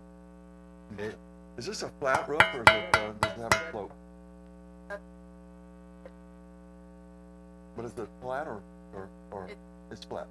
Because, Tesla has, because it looks like a Spanish tile, Tesla has these solar tile. And has been said before, this is the prime corner. It is the center of commercial activity in Imperial Beach. And I've seen Jack in the Box all over town for a long, long time. And you look at that and you know it's a Jack in the Box. Got good clean lines, and like Dan Malcolm said, this site is really constricted. It'd be great if they had more space to do more things with it. But I think the design is good. It's going to set a standard for that area that other businesses will have to meet, other buildings will have to meet. So I think it's the best that can be done given its constraints. And that's really the essence of what I had to say. I encourage the council to approve that. I think vast improvement over what was there before. Thank you. Thank you, Mr. Miller. Next up, I'd like to call Dave Lundy. Dave? Your 3 minutes are up. Okay, next up, I'd like to call Sabrina Wright. Sabrina, seriously, you're not, I didn't hear you speak at all, hardly. You know, I will say, now that I have the opportunity. Hey, you know. No, I do want to say that this building is our Mark 11 design. This will be the first Mark 11 here in San Diego County. It is our restaurant of the future. Has nice high open ceilings. It's a great design, a lot of industrial and new image looks to it. So we're very excited to bring this to Imperial Beach and look forward to building it soon. Thank you. Thank you. And last up, Mark Madden. Yield my time. Oh, yeah, right. So with that, thank you for all the speakers. And the comment period is now closed. It's time now for a council discussion. Mr. Spriggs? I just had a couple questions to get straight in my mind that this is going to work with the entrance right off of Palm Avenue. The typical busiest time of day, busiest day of the week, what is your maximum queuing situation right now? So with the busiest days of the week for us in typical Jack in the Box fashion is Friday. So Friday lunch, Friday evenings is very typical.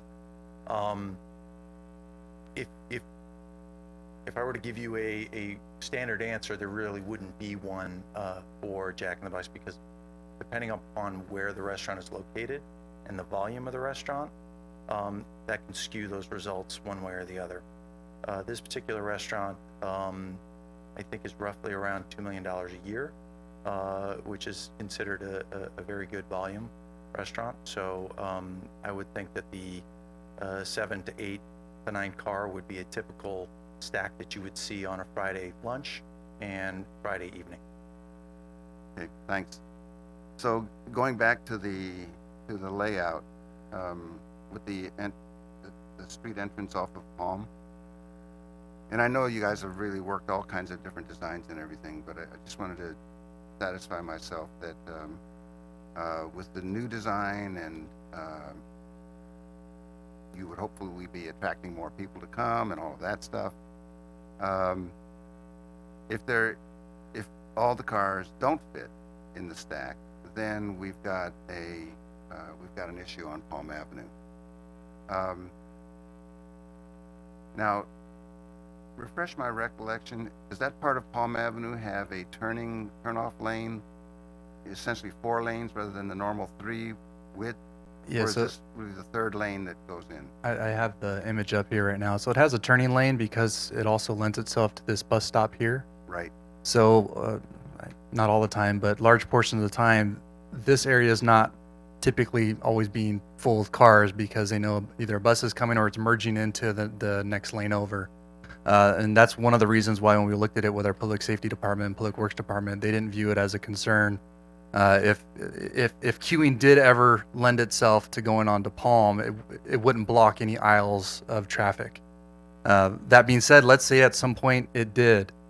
There's a curb cut here to the west that the site could still use, and we could revisit whether or not we feel like this curb cut needs to be there, or if it needs to be relocated, or if it needs to be modified in any way, because that curb cut's on city right of way, so we can control that.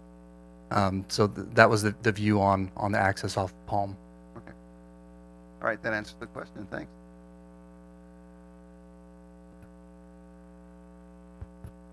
Oh, I'm sorry. I was looking at the picture. Council Yeah, no, Member I just Gary? want to echo Councilmember Spriggs' concerns. I raised these concerns during our staff briefing I have concerns, or had concerns, now that you all have explained the queuing and the speed of the queue. I feel I have a little bit more peace of mind, because I do have the concern that traffic could be blocked up or backed up into Palm rather than 9th. And especially like once we, when we transition over to maybe increased bike lanes, that might be a huge safety issue as well. But that being said, I appreciate the option of closing that entrance the right of way and moving it over. I think that would be a smart solution, because we just definitely don't want to like back up traffic on Palm. That would be not smart. So just want to echo that, and I appreciate that option. Thank you, Councilmember West.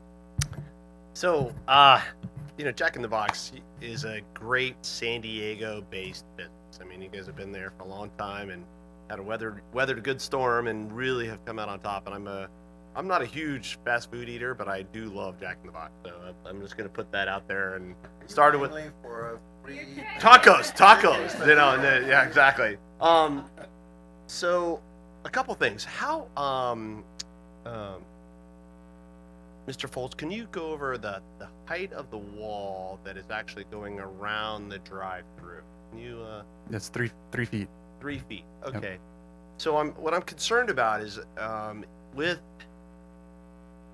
trying to create this community that's really this walkable, bikeable community that is really embracing. In fact, our mayor put a crosswalk right there at 9th Avenue because, we really want to make sure that our community can get out and walk. And what I see here is more of and this is something that we are trying to change, is getting away from the vehicle-centric lifestyle to a more getting out and walking and being part of our community so we can talk to each other and be a part of that. So I go back and forth about this. I definitely think that the curb cut right there is probably not a good idea. I would rather see the curb cut up at CVS. Now, what I would also say is I love the idea that the design review board talked about putting the wall and the livable landscape along that one along Palm. I would actually like to see that, we're going to have a lot of cars. If we're going to be doing this, there's a lot of cars that are going to be idling for a lot of time, and that's a lot of greenhouse gases, and that's a lot of things that I would say no to in so many ways. But if we could figure out a way to do that, and I would propose that we take a livable wall all the way around the entire drive-through. So if these cars are sitting there, we can put some plants in there that are absorbing these CO2 gases that makes them, and it could really get a nice look to our community. You'd have this great flagship building with a nice green wall all around it that you're not really looking at cars, you know what I mean? You're looking at a living landscape. So I would really like to see that, because I think idle times are really concerning to me. I think we here in the border community, the biggest contributor of greenhouse gases in our entire area is the border rate, and that's because there are cars sitting there idling all the time. And I don't want to contribute that to our own little town here. So I would like to see, I think, moving the curb cut down, and then getting rid of that curb cut. And I'm really happy now that we have taken over Highway 75 from Caltrans, because we wouldn't have been able to do that in the past. That this is a new standard that we're able to do. So I'd like to see the curb cut moved up toward the CVS, and then I'd like to see a wall that is incorporated with the living, breathable plants around that. So those are the things that I would like to see. Are those possible? It's not currently proposed. I think the curb cut, the intention was to see if there were any issues and address it if there were safety concerns. With regards to the livable wall, I would ask the architect to find out if that's something that they'd implement. I can talk about the wall. I think maybe we can come up with a combination of things instead of just have basically a mesh wall all the way around. Why don't we have a combination of the rock wall with kind of the mesh tied in between, so we can have a breakup of that wall around the side? I like that. So you can have vines and stuff every 6 feet or so, and separate it so you can see the rock wall, so it's not just one complete mesh wall around that. I'd like it a little bit higher though than the 3 feet if we could, because I think the 3 feet's not really going to block anything, and I'm looking at trying to really minimize, where we're looking at something that's pretty, not a bunch of cars wrapped around your building. Okay, yeah, we can look at raising that up a little bit as well. And I think there's also, there's kind of a berm there as well, so it is gonna be a little bit higher than the street. So that 3 foot will be a little bit higher from the sidewalk anyway. Yeah, it's not a problem, it's good. And I think personally the curb cut, Mr. West, the curb cut, my personal opinion is like we do it as planned and use that as plan B. It's always good to have plan B, right? Oh, And if we just go to plan A and then what? Okay, I'm good with that. I would like to see the wall raised and like we talked about, if that's. That's a compromise. Yeah. Compromise. Yeah, we need a motion for that, right? To make that included, right? Yeah, unless you're going to make any other alterations. Yes, go ahead. I do want to bring up that the curb cut Mm-hmm. is not all within our property line, our Okay. lease line. So as I think we're gonna pass on the curb cut for right now, and we're gonna see how things go. And then I think it's important that this Jack in the Box does remodel, so we have an even playing field. I know that the other restaurants in town have remodeled. And Mr. Foltz, can you go back to the picture with I think the Jack in the Box looks like it's in yellow. There. Yeah, guys, look closely. Look across the street. And there is the breakwater project. And times have really changed, and I think it's important that we update that Jack in the Box for sure. It'll set a standard, like Mr. Miller said. Mr. Miller, every time you come in here, I quote you. You always come up with some good things. And I'm curious about the windows, the window signage. I mean, how is it just normal that windows just get peppered with signs? Is that just the standard in industry, or maybe you could I think address you're that? referring to the point of purchase material. Yeah, like with regard to 7 jumbo jacks. Sure, for we can do $2.99. that. Okay. What? So, Is that so the deal? your specific question around that? I'm sorry. Yeah, it's just that Wanna minimize. Yeah, to minimize the giant signs. If I don't know could, if that's there is possible. an ordinance for that. They're limited to 35% window signage. Every business is, so it's something that we could regulate better. Okay, perfect. And then one last thing I don't think anybody talked about was, are you gonna have bike racks? And for how many bikes? Do you know? Two. So, Mr. West, can you comment on that, please? Two bikes? Oh, so they're, so we can get 4 bikes, is what you're saying. Oh, okay. Okay. I think we could probably fit 4 bikes. That's still not very many, you know. Can we get some more? Yeah. Yeah. 8. Okay. Okay. Thank you. I appreciate your flexibility. Okay. So I'd like to close the public hearing and entertain a motion along with Mr. West. You want to add your part? The wall? Yes. I'd like to incorporate the design that you talked about with the raising of the wall a little bit with a green structure and the rocks like you decided so. Yep. For that the amendment. And then that's resolution 2019-8069. Should we, City Manager Hall, wait a sec, I'm sorry. Yeah, go ahead. Mayor Pro Tem. Should we include an actual height on that wall? Should we go to like, say, You know, we probably want to go out and do some second now, just to make sure we don't do it blocking and keep turning. So we'll get the fence as high as Reasonably. we'll get the fence as high as we can without impeding any safety issues. good. And I know we don't want to break the view of CVS, so we'll just incorporate that as well. Or your Mazda Miata. Yeah, Miata. Okay. Okay, so do we have a motion? I do. And a second. Please vote.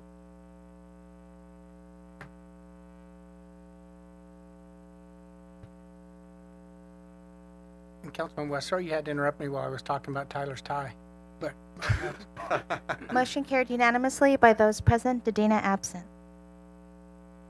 Yes, it does. Okay, so we're going to move on, Mr. West, to reports 5.1, consideration of resolution 2019-8084, authorizing the mayor to request an information released to community choice aggregators from, not alligators, aggregators from San Diego Gas and Electric. And City Manager Hall, will you give the report? Mayor and Council, Mayor Pro Tem and council members, the item before you tonight is a resolution that authorizes the mayor to request a load study from SDG&E because at your next meeting, you'll be having an electrifying discussion about community choice energy. Shocking. And so, there will be.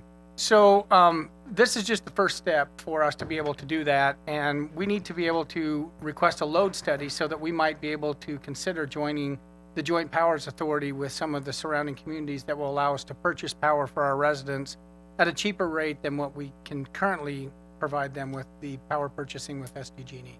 But tonight is really just an opportunity for us to request the load study from SDG&E, and that's what's before you tonight. Okay, thank you. Madam Clerk, do we have any additional slip, or is this it? That is it, Mr. This is it? Mayor. So I'd like to call up John Becker.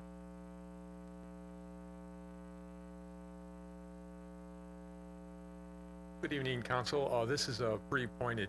As you go forward and investigate this, I think this is very important for the consumers and the citizens of Imperial Beach to bring forward the true cost, and not just the current cost that we're doing, but an average cost against the average homeowner and the city as a whole for all the population. When you get to the point when looking at decision making on the cost factors, if we decide to go to a different supplier, and with that cost, you need to look at the different values that are going to be placed on the peak hours that SDG&E now is going for with peak hour cost, and roll that all into the cost factors so the citizens of Imperial Beach can look at this and decide, you know, how much is this going to cost me in the long run, and looking at it over not just the current price, but with cost of living adjustments and over a 30-year span on the supply that's going to be truly available, and what that's going to mean to the consumer, baseline it against today's cost and what the future will hold. Because when it comes to making decisions, we need to know that what's the price to the consumer. With the cost of everything else rising,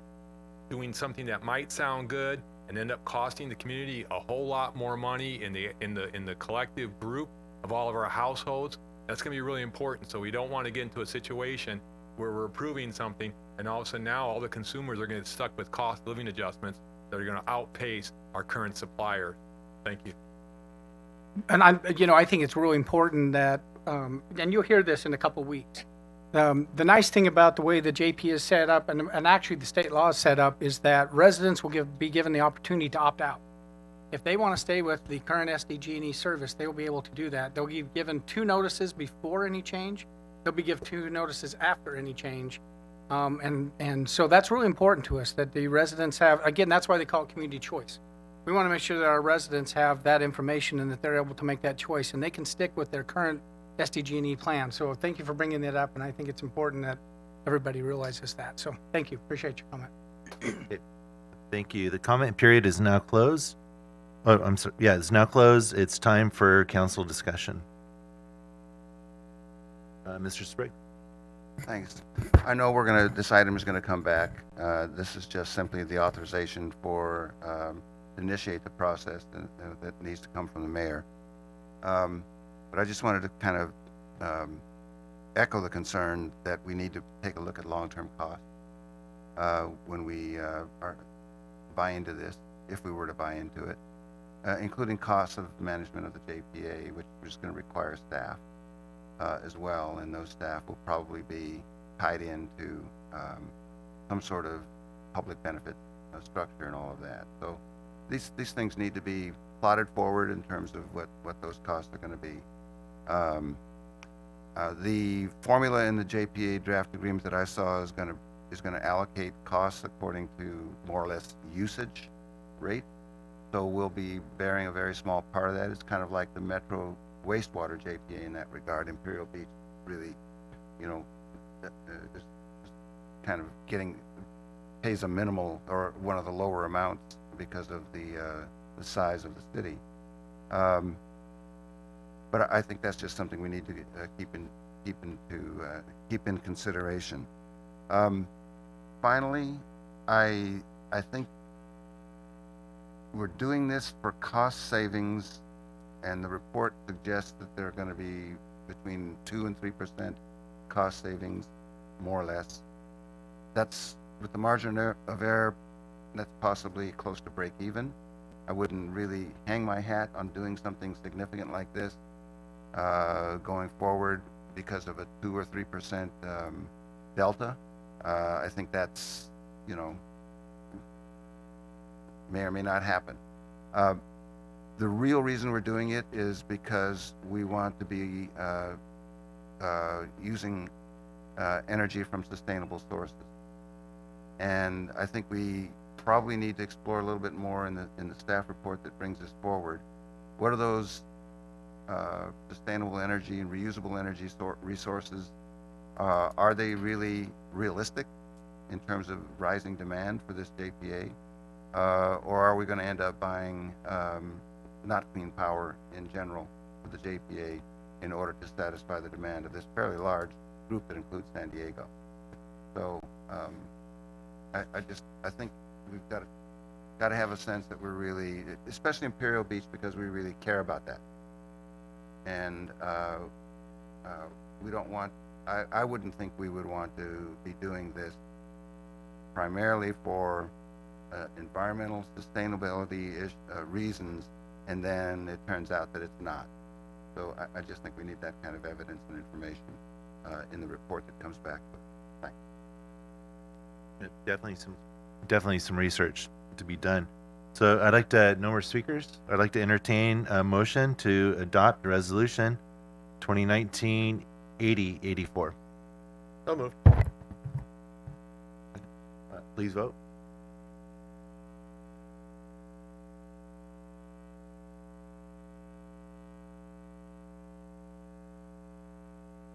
Motion carried unanimously by those present, Dedina absent. Okay, thank you. We're going to move to item 6.1, adoption of resolution SA 1967, approving and authorizing the executive director to enter into professional services agreement with Montage DeRose and Associates. City Manager Hall, will you give a report?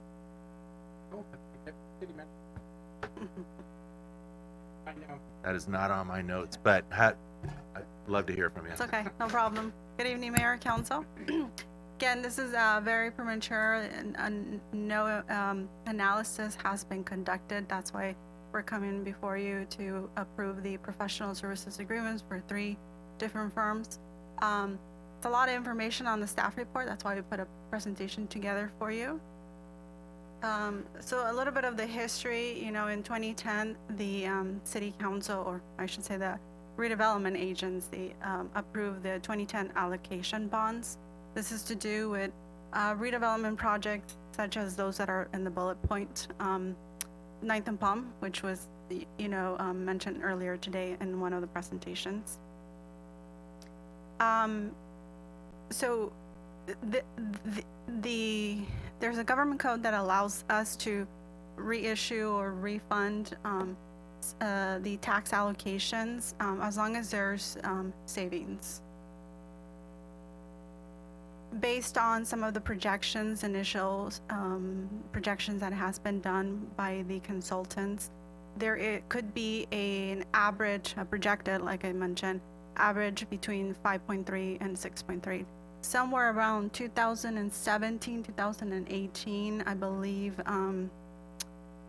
there was an attempt to do this and market change, and we held back. So these numbers are way much richer today's market. Montage DeRose is going to be presenting at the November 6th, did I get that right, meeting?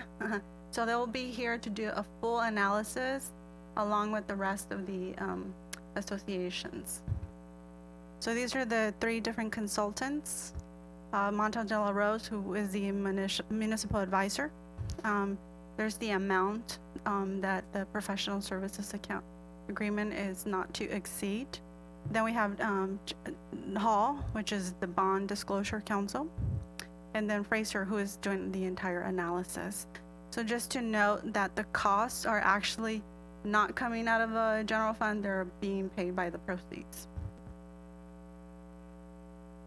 This is a snapshot of a tentative schedule. We're trying to come to the city council essay in November 6th, and hopefully try to attempt to close either November, December. Again, that all depends on market. So staff is recommending that the city council, who is also the board of the successor agency, to approve SA 1967, authorizing the city manager to enter into these 3 different professional services agreement. Any questions?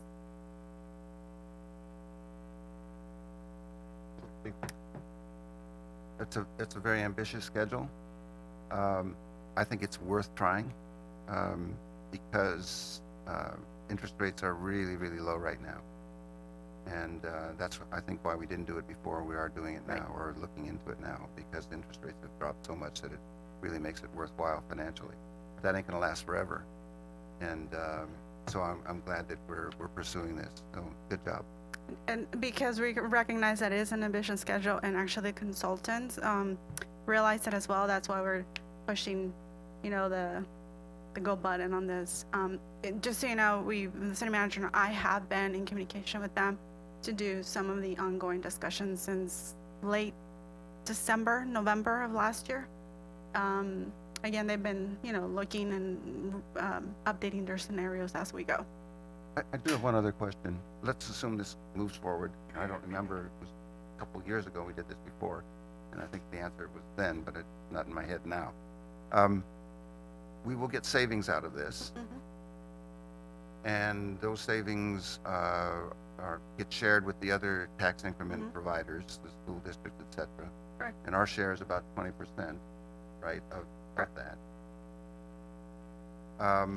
Does that go into the general fund or into some sort of bond reserve?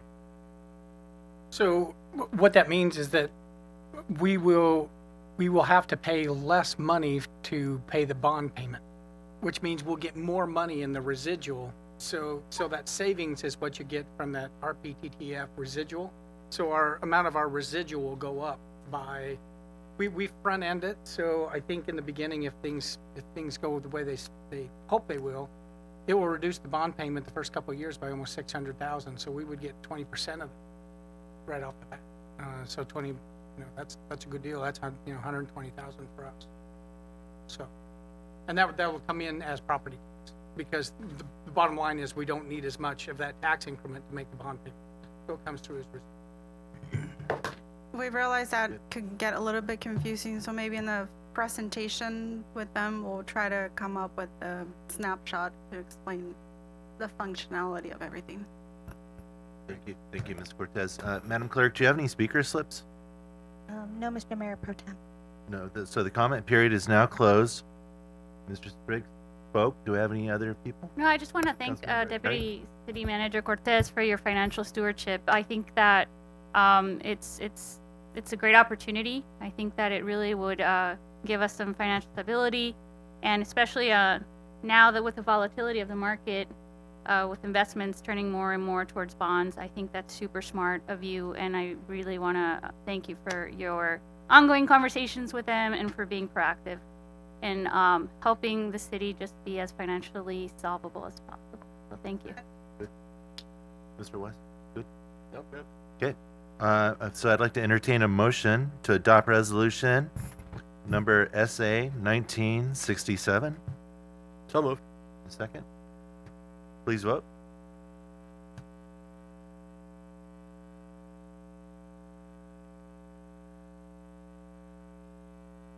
Motion carried unanimously by those present, Dedina absent. Thank you. I'd like to adjourn regular meeting. Thank you, everybody, for coming. Mayor